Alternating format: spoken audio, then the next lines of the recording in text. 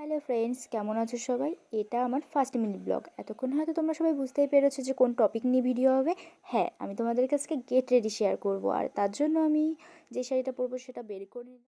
তো আমি সুন্দরভাবে শাড়িটা পরেও নিয়েছি, আর দেখে নিলাম যে শাড়িটা ঠিকঠাক আছে নাকি, না হলে আমার খুব ডিস্টার্ব হবে।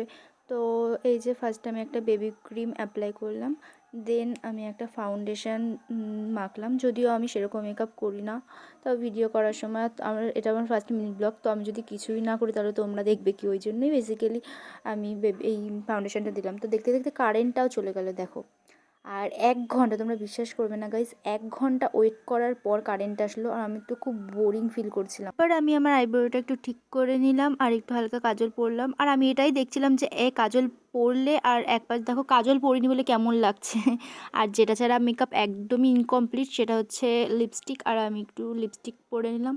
তো আমার হয়ে গেছে, ব্যাস এইটুকুতেই আমি মেকআপ করি সবসময়। একটু আয়নায় দেখে নিলাম যে আমাকে কেমন লাগছে, তো দেখি বেশ ভালোই লাগছে। তারপর আমি একটা কানেরও পরে নিলাম।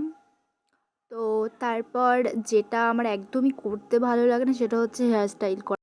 আমার তো হেয়ার স্টাইল করতে একটুও ভালো লাগে না, এত বড় বড় চুল খুবই বিরক্ত লাগে। এই জন্য আমি যেখানেই যাই হয়তো খোপা, আর না হয় আমি চুল ছেড়েই দিই। তাই আমি মাঝখানে একটা শীতে করে কোনো রকম চুলটা আঁচড়ে নিলাম। ফ্রন্টের এই চুলগুলো ঠিক থাকলেই হলো, ব্যাস আমার আর কিছু লাগবে না। তো এভাবে আমি মাথাটা আঁচড়ে। তো এটা আমার ফাইনাল লুক। তোমাদের আমার এই লুকটা কেমন লাগলো অবশ্যই কমেন্টে জানাও। আর এরকমই গেট রেডি যদি তোমরা আমার চ্যানেলে দেখতে চাও তাহলে অবশ্যই চ্যানেলটা সাবস্ক্রাইব করে দিও। টাটা।